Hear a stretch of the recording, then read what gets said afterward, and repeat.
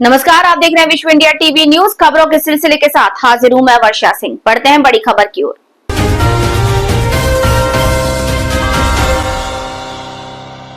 एक बिजली कंपनी वडनगर से बेरसा तक हाईटेंशन लाइन डाल रही थी। 7 जून की रात गांव बालोदा लखा और बालोदा कोरन के बीच कच्चे रास्ते पर रखे तार चोरी हो गए थे। इन तारों का वजन 3045 किलो और कीमत लगभग 9 लाख रुपए थी। कंपनी ने इसकी शिकायत थाने में दर्ज कराई थी।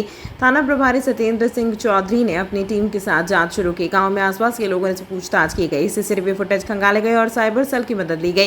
तभी पुलिस को जानकारी मिली कि चोरी के तार एक बोलेरो पिकअप में रतलाम ले जाए जा रहे हैं। पुलिस ने तुरंत रुनीचा धमाना रोड पर घेराबंदी की और वाहन को रोक लिया।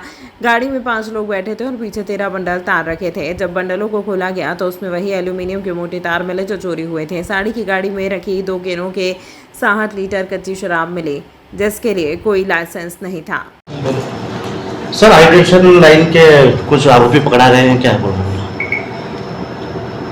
दिनांक 10 तारीख को 10 जून को थाना भाटपछला पर यह सूचना मिली। आंध्र प्रदेश के निवासी हमारे फरियादी के प्रसाद जो है थाने पर आए। उन्होंने बताया कि उनकी कंपनी रामचंद्र राम नाम की कंपनी, जिसको एमपीपी जबलपुर द्वारा कॉन्ट्रैक्ट दिया गया था 132 केवी की लाइन डालने के लिए, जिसे वो लाइन वडनगर से बिरसा तक डालनी थी। उसका कॉन्ट्रैक्ट उन्हें प्राप्त हुआ था। तो 7 तारीख की रात को वहाँ से बालोदा लखा और बालोदा कोरन के बीच में जब वो काम कर रहे थे, वहाँ से चोरी हो गई। कुछ अज्ञात बदमाशों द्वारा चोरी की गई। यह सूचना हमें थाने पर प्राप्त हुई। जैसी ही सूचना थाने पर प्राप्त हुई, थाना भाटपछला की टीम एक्टिव हो गई और हमने यहाँ विभिन्न दिशाओं में यहाँ पे से टीमें रवाना करी। टीम्स जो हमने रवाना करी, उन्होंने पतार से शुरू करी। ग्रामीण क्षेत्रों में जो ग्राम के लोग थे, ग्राम कोटवाल, ग्राम के रहवासी, हमने पूछताछ शुरू करी। हमारे जिला साइबर सेल से हमने मदद ली और जो भी कच्चे रास्ते और पक्के रास्ते जहाँ भी हमें लग रहा था कि सीसीटीवी कैमरास हो सकते हैं, वहाँ हमने सीसीटीवी फुटेजेस खंगालना शुरू करे। जब सीसीटीवी फुटेजेस हमने खंगाले तो हमें पता चला कि 7 तारीख के दरमियान ये जो बालोदा लखा बालोदा कोरन के बीच में एक पिकअप वाहन बोलेरो का दिखा गया था, सफ़ेद कलर का, जो उस क्षेत्र में था। इस दिशा में जब हम आगे बढ़े, हमने हमारी इन्वेस्टिगेशन बढ़ाई, तो हमने अपना मुखबिर तंत्र इस दिशा में आगे बढ़ाया। जब हमने इन्फॉर्मेशन निकालना शुरू करी तो फिर हमें एक मुखबिर से पता चला कि ये जो वाहन है ये धामना रोड से रतलाम की तरफ रवाना हो रहा है। जब धामना रोड से हमें पता चला तो हमारी टीम धामना रोड पर गई। वहाँ हमने 1 से 2 घंटे वहाँ वेट किया, इंतज़ार किया। धामना रोड पर घेराबंदी करी। ये वाहन वहाँ से गुजरते से हमने इसे पकड़ लिया और हमने पूछताछ शुरू करी। इंदौर की राजा रघुवंशी की दर्दनाक हत्या की गूंज अब भी थमी नहीं है। 11 मई को हुई शादी और फिर 21 मई को शुरू हुआ हनीमून अब एक त्रासदी बन चुका है।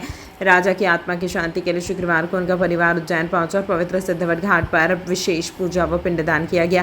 राजा के भाई विपिन रघुवंशी ने सभी धार्मिक विधियों के साथ अंतिम संस्कार की प्रक्रियाएं पूरी की। इस अवसर पर राजा का भतीजा विधान और उनकी पत्नी सोनम का भाई गोविंद भी उपस्थित रहा, जिसकी आंखें अपनी बहन के इस क्रूर कर्म से शर्मसार थी। सोनम के भाई गोविंद ने भावुक स्वर में कहा, मैं राजा को जीजा नहीं भाई मानता था। मेरी बहन ने जो किया वह माफ़ी के काबिल नहीं है।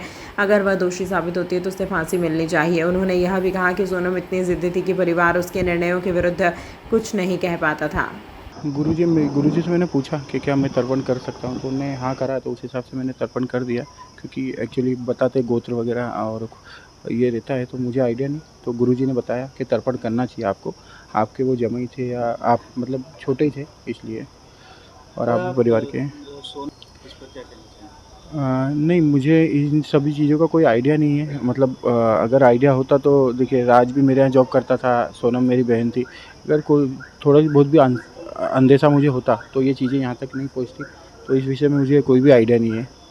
राज के जो दोस्त लगता है ऐसा पॉसिबल है, क्योंकि ये सब चीज़ें जो हो रही है ये सब दोस्ती में, क्योंकि उसके दोस्त सर्कल से ही सब लोग पकड़ा रहे हैं दिनों दिन।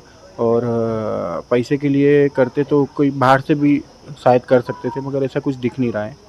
मैं ये भी पूछना चाहूँगा आपसे कि राजा की हत्या के पहले सोनम ने अपना मतलब से उससे जो ताज के होटल में रख दिया था, उस पर क्या कहना चाहिए? देखिए, उसका मुझे आइडिया नहीं है, क्योंकि हमें तो जो बैग पुलिस वाले थ्रू जो चेक करवाया गया है उसमें ऐसे कुछ भी मिला नहीं है। और पुलिस वालों ने भी मना करा था कि हमें इसमें कुछ नहीं मिला। हमने इसकी वीडियोग्राफी भी करी है। मैंने खुद बाद में, पुलिस वाले ने पहले चेक करने के बाद में मुझे भी चेक कराया था मगर उसमें उस समय ऐसा कुछ नहीं मिला था और पुलिस वालों ने मना भी करा था कि इसमें कुछ भी नहीं है, सिर्फ चांदी की एक परत जैसे जो बीजासन बोलते हैं वो निकली थी और 2 बिछुड़ी निकली थी एक डब्बी में छोटी, बाकी गोल्ड वाला आइटम कुछ नहीं निकला। मैं तो माफ़ी मांग नहीं पाया, मगर मैं मिलने ज़रूर गया था और मुझे ऐसा माफ़ी के हिसाब से नहीं गया था कि माफ़ कर दीजिए। मैं तो मतलब फैमिली के हिसाब से गया था कि ठीक है, मेरी फैमिली में जो मेरी बहन से गलती हुई है सब चीज़ें उसको भूल के, मतलब मैं आपकी फैमिली के साथ हूँ तो उस हिसाब से मैं गया था वहाँ पर। आगे इसी तरीके से परिवार के साथ में रहेंगे? बिल्कुल, देखिए वो परिवार का रिश्ता भी हम विपिन जी और सचिन जी और हम परिवार वालों ने मिलकर ही तय करी थी, तो इसलिए हम चाह रहे हैं कि एक फैमिली तो रहे कम से कम। आपने एक बात और बोली कि आप सोनम को फांसी दी, क्या काम में शामिल है या उसके बारे बिल्कुल बिल्कुल, जैसे देखिए अभी भी यही चल रहा है पूछताछ में कि राज सोनम का नाम ले रहा है, सोनम राज का नाम ले रही है, तो अभी कंफर्म तो कुछ हो नहीं रहा है। बाकी जितने सबूत मीडिया के और पुलिस वालों के थ्रू जितने हमें पता चल रहा है उस पे तो हमारा यही निर्णय है, क्योंकि कि जिस हिसाब से उन्होंने इस काम को अंजाम दिया है तो फांसी होना चाहिए। आप शिलोंग जाएंगे सोनम से मिलने? नहीं, शिलोंग सोनम से मिलने तो नहीं जाना है, मगर शिलोंग पुलिस ने मुझे बुलाया है, कभी भी 2-4-5 दिन में जब भी समय मिले तो आप आइएगा, कुछ मतलब उनको कुछ बात करना होगी। आपका परिवार भी कुछ आपके खिलाफ है? नहीं, मेरा परिवार मेरे खिलाफ मतलब ऐसा कुछ, देखिए मैंने अभी ऐसा कोई भी दोष नहीं करा कि जिससे परिवार मेरे खिलाफ आए, तो ऐसे कोई मेरे परिवार के लोग और आपके पिताजी? देखिए वो जो उस समय जो नकारा था पिताजी ने और माताजी ने, वो जिस दिन सोनम रात को 12 बजे मुझे फ़ोन वगैरह आया उसके बाद में सब चीज़ें मैंने बताई, और राज कुशवाहा और जो भी उसके दोस्त वगैरह पकड़ाए थे, इसका अंदेशा परिवार वालों को नहीं था। और ये मैं जब कोलकाता एयरपोर्ट पे पहुंचा और मुझे जब सब मीडिया के थ्रू पता चला कि राज कुशवाहा का हाथ है और ये है वो, तो 9 बजे जब मैंने कोलकाता एयरपोर्ट से उनको फ़ोन लगा के बताया पिताजी को कि पापा ऐसी बात है और ये सब चीज़ें क्लियर करी, उसके बाद में वो रुक गए थे, क्योंकि उन्हें इन चीज़ों को कोई अंदाज़न था, उन्हें भी लग रहा था कि लड़की बेकसूर है, उसको फंसाया जा रहा है, इसलिए।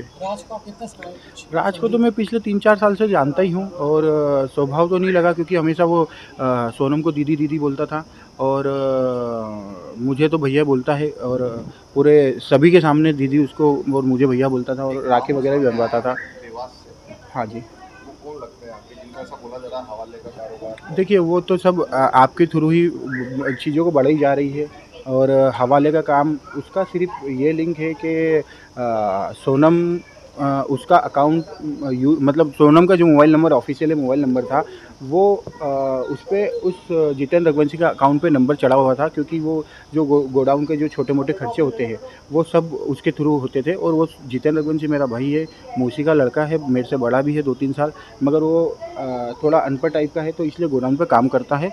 तो ये सब ट्रांजैक्शन वो है, और अगर बैंकिंग ट्रांजैक्शन को हवाला बोल सकते हैं तो ये तो गलत है। ये गुस्सेल तो वो है, गुस्सेल का मैं नहीं बोलूँगा, गुस्सा नहीं करती, गुस्सा तो वो करती है, मगर इस लेवल से कभी आज तक उसने, मतलब इसका लेवल क्या, मतलब जो गुस्सा नॉर्मली जो घर परिवार में होता है कि कोई बात करना या कुछ करना, वो नॉर्मली गुस्सा था उसके पास, बाकी इतना बड़ा काम कर सकती है वो मुझे आइडिया नहीं था उसका। आज राजा को 10 दिन हो गए, तो उसकी 10वीं पूजा थी उसकी, तो हम लोग इसके लिए उज्जैन आया था 10वीं पूजा करने के लिए जाके, उसकी आत्मा की शांति के लिए। और कौन कौन इसमें भी शामिल हुए पूजन में, क्या कुछ अभी आ रहा है? मेरे परिवार के मेरे भैया है और मेरे मौसी के लड़के हैं और मेरे जियाजी हैं, हम लोग शामिल हुए हैं, और सोनम के घर से उनके भाई शामिल हुए इसमें। सोनम के भाई भी आए? हाँ। जो हमारी सनातन धर्म संस्कृति है, मृत्यु के उपरांत जो कर्म विधान होता है, पिंडदान के माध्यम से जो सारी प्रक्रिया होती है, तो यहाँ पर आज पहले दिन से लेकर के तो सप्तमी तक का कार्य, जिसमें नारायण बलि विधान प्रमुखता में जो होता है, तो वो सारा कार्य यहाँ पर आज पूर्ण हुआ है। क्योंकि हमारी सनातन धर्म संस्कृति ये कहती है कि जिसकी जन्म हुआ है वह अपने परिवार के पूर्वजों में सम्मिश्रण के साथ में पूर्णता को प्राप्त करे। तो वह विधि जो सनातन धर्म संस्कृति की है, जिसमें पहले दिन के जहाँ घर से शमशान तक के पिंडदान, उसके पश्चात के पहले दिन से 10वें दिन में नए शरीर के निर्माण के लिए जो पिंडदान होता है, जिसको हम दशा बोलते हैं, 10 गात्र बोलते हैं, एकादशा नारायण बलि कर्म, द्वादशा में वर्ष भर के पूरे पिंडदान, पश्चात सप्तमी तक का कार्य आगे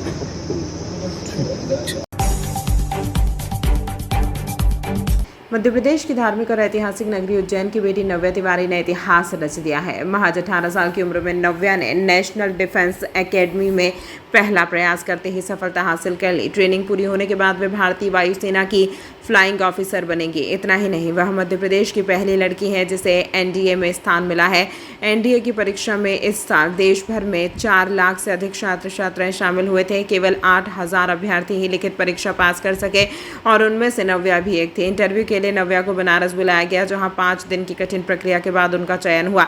नव्या बताती हैं कि उनके पिता नवलेश तिवारी भी एक समय एनडीए में जाना चाहते थे, लेकिन किसी कारणवश उन्हें सफलता नहीं मिल पाई। जब नव्या 8वीं कक्षा में थी तब उन्होंने यह सपना अपने लिए चुन लिया। जैसे ही सुप्रीम कोर्ट ने एनडीए में लड़कियों को प्रवेश की अनुमति दी, नव्या ने पिता के अधूरे सपने को अपना मिशन बना लिया।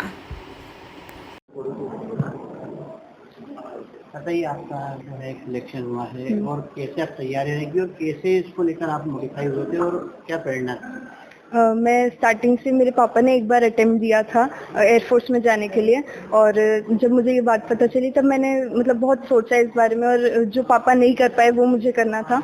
तो तब से मैंने 8th क्लास में डिसाइड किया था कि मैं एयरफोर्स जाऊंगी। फिर 9th में सुप्रीम कोर्ट का ऑर्डर आया कि एनडीए अब गर्ल्स के लिए भी खुला है, जो एक बहुत टर्निंग पॉइंट था मेरी लाइफ का। उसी टाइम मैंने सोच लिया था कि मुझे एनडीए करना है।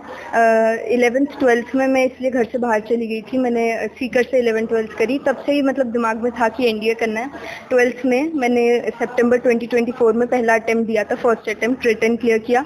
जनवरी में मेरा इंटरव्यू था, 5 दिन का इंटरव्यू प्रोसेस होता है, और उसमें मैंने इंटरव्यू दिया। इंटरव्यू में रिकमेंड हुई, फिर मेडिकल प्रोसीजर्स वगैरह सारे डॉक्यूमेंटेशन करने के बाद मेरिट लिस्ट में मैं AIR 260 हूँ, और ऑल ओवर इंडिया गर्ल्स में ऑल इंडिया रैंक मेरी 27th है। और कल मुझे ज्वाइनिंग लेटर आ गया फाइनली एकेडमी से। तो जर्नी बहुत काफ़ी पॉइंट्स पे डिफ़िकल्ट थी, बट हाँ एंड में यही है कि if you don't give up, मतलब जिसने गिव अप कर दिया उसको कुछ नहीं मिलता एंड में, बट जो लगा रहा उसको हमेशा कुछ ना कुछ मिलता है, वो कभी खाली हाथ नहीं जाता। बस यही सोच के, और घर वालों का बहुत सपोर्ट था, मेरे टीचर्स का काफ़ी सपोर्ट था, इसलिए मैं यहाँ तक परीक्षा में शामिल होते हैं। इसके साथ ही अब कहाँ पे ट्रेनिंग के लिए जाएंगे और किन स्कूल से आपने पढ़ाई करी और कितना जो है संघर्ष किया? इस एग्ज़ाम में करीब 4 से 5 लाख लोग बैठते हैं, including girls and boys. Around 2 lakh girls बैठती हैं, बट एंड तक आते आते सिर्फ 400 लोग एकेडमी जाते हैं। सबसे पहले रिटन एग्ज़ाम होता है, उसमें करीब मेरे कोर्स में करीब 8,000 लोगों ने रिटन एग्ज़ाम क्लियर किया था। उसके बाद 5 दिन का इंटरव्यू प्रोसीजर क्लियर करते करते सिर्फ 792 लोग बचे थे। 792 लोगों की मेरिट लिस्ट बनी थी, उसमें से सिर्फ 400 एकेडमी जाएंगे, जिसमें से सिर्फ 20 लड़कियाँ एकेडमी जाएंगी ऑल ओवर इंडिया। 2 लाख लड़कियों ने एग्ज़ाम दी थी, उसमें से सिर्फ 20 लड़कियां एकेडमी जाएंगी।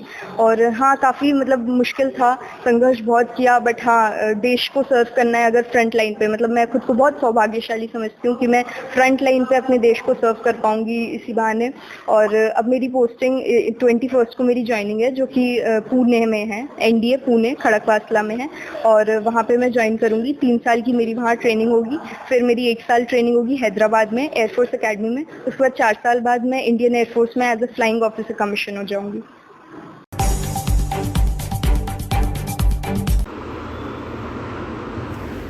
जब पुलिस ने जांच शुरू की तो कई अहम खुलासे हुए। फरियादी आकृति ने पुलिस को बताया कि उसने वर्ष 2018 में उज्जैन के रहने वाले आरिफ खान के माध्यम से जॉर्जिया में MBBS के लिए एडमिशन लिया था, जहां रसिया यूक्रेन युद्ध के कारण वर्ष 2022 में 4 साल की पढ़ाई कर भारत लौट आए। शेष 1 वर्ष की MBBS की पढ़ाई बाकी थी। इसके लिए उसने आरिफ खान से संपर्क किया। आरिफ ने अपने साथी शाहरुख मंसूरी, गोमू और शाहीन मंसूरी के साथ मिलकर फरियादिया को ठगने की साजिश रची। वहीं फरियादिया को कजाकिस्तान के ताशकंद में मेडिकल एकेडमी में एडमिशन कराने के लिए 3 लाख रुपए और पासपोर्ट मार्कशीट के लिए इन रुपए और दस्तावेजों की कोई रसीद नहीं दी। इसके बाद आरोपियों ने और 5 लाख रुपए ऑनलाइन ट्रांसफ़र करवा लिए।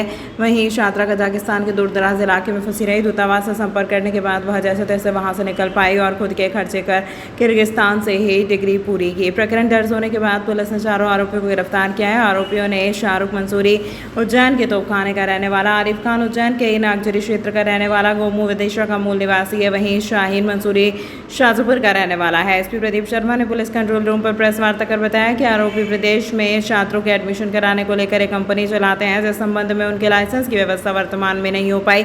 छात्रों को विदेश में एडमिशन का झूठा आश्वासन देकर मोटी रकम वसूलते हैं। पुलिस अब आरोपियों को रिमांड पर लेकर पूछताछ करेगी कि इस प्रकार कितने लोगों से ठगी हुई है। यादव है, इनकी शिकायत पर इन्होंने जनसुनवाई में एक शिकायत दी थी, उसको वेरीफाई किया। उस पर 4 लोगों को हमने अरेस्ट किया है। शाहरुख मंसूरी, तोपखाना उज्जैन, आरिफ खान नागजरी उज्जैन, गोमू ये विदिशा के रहने वाले हैं, अभी इंदौर में रह रहे हैं, और एक शाहीन मंसूरी निवासी शाहजहाँपुर।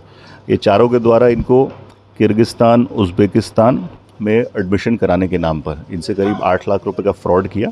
ये 2018 से लेकर 2022 तक आरिफ के माध्यम से जॉर्जिया में अपनी पढ़ाई कर रही थी। उसके बाद ये लौट के आई तो इनका 1 साल का एडमिशन इन्होंने कहा कि हम आपका उज़्बेकिस्तान की राजधानी ताशकंद में कराएंगे। जब ये ताशकंद पहुंची तो इन्होंने एक एजेंट ने इनको होटल में स्टे कराया और उसके बाद 970 किलोमीटर दूर एक जगह पर इनका एडमिशन कराया, जहां पर इनकी कोई पढ़ाई नहीं हुई। इनका पासपोर्ट वगैरह ले लिया गया और इनसे जब फ़ीस मांगी गई तो इन्होंने बताया कि हमने ऑलरेडी यहाँ के लोगों को फ़ीस जमा कर दी है, परंतु उसके बावजूद इनको वहाँ पर फ़ीस जमा करनी पड़ी। उसके बावजूद जब इनकी क्लासें चालू नहीं हुई तो इन्होंने इंडियन एम्बेसी में संपर्क किया। इंडियन एम्बेसी ने लोकल एडमिनिस्ट्रेशन को उज़्बेक में बताया। उसके बाद इन्होंने किर्गिस्तान से एम्बेसी के माध्यम से पुनः फ़ीस जमा करने के बाद अपनी पढ़ाई पूरी करी और अभी इंदौर में अपनी प्रैक्टिस कर रही हैं। इस पूरे मामले की जांच की गई तो ये 4 लोग इसी तरह से स्टूडेंट्स को फ्रॉड करके विदेश में MBBS के नाम पे ठगते हैं, इनका पैसा लेते हैं और वहाँ जाके पता चलता है कि किसी दूर दराज के कॉलेज में इनको भेज दिया जाता है, जहाँ इनका ना एडमिशन होता है ना किसी प्रकार की कोई व्यवस्थाएँ होती हैं।